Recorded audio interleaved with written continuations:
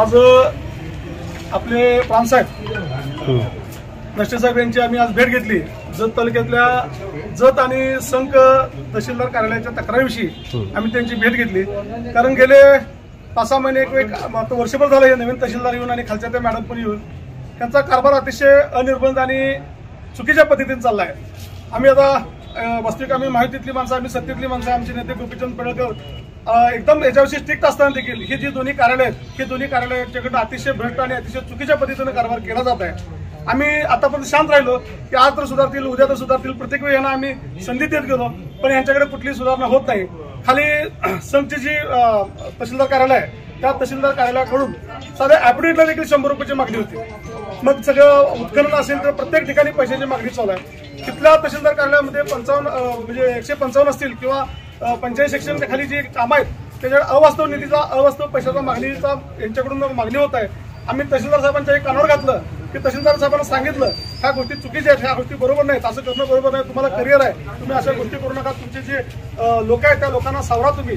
तरी कुठलं सावरलं जात नाही, काही नाही, प्रत्येक ठिकाणी पैशाची मागणी वाढली आहे।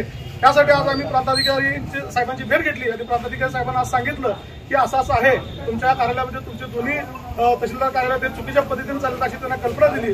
आणि अशीच कल्पना आता आम्ही आमचे नेते आमदार साहेब गोपीचंद पडळकर साहेब येणार आहेत, त्यांना पण आम्ही तशी कल्पना देणार आहे आणि अशी ही तक्रार पुन्हा आम्ही जाऊन जिल्हाधिकारी साहेबांना पण करणार आहे। आता आम्ही जी प्रांत साहेबांच्याकडे आमची जी भेट झाली त्याच्यामध्ये त्यांनी सांगितलं की दोन्ही कार्यालयाविषयी तुमच्या ज्या तक्रारी असतील त्या आम्ही सगळ्या ऐकून घेतल्या आहेत आणि एका कार्यालयाची म्हणजे कुठल्या समजा की बाबा तहसील कार्यालयाविषयीची जी काय तक्रार आहे ते जिल्हाधिकाऱ्याकडे आम्ही रिपोर्ट केला आहे आणि इथल्या जे काही चुका होत आहेत त्या चुका आम्ही सुधारून घेण्याचा त्यांना म्हणजे हे देतो, कल्पना देतो तहसीलदार साहेबांना, असं आम्हाला प्रांत साहेबांनी सांगितलं आहे।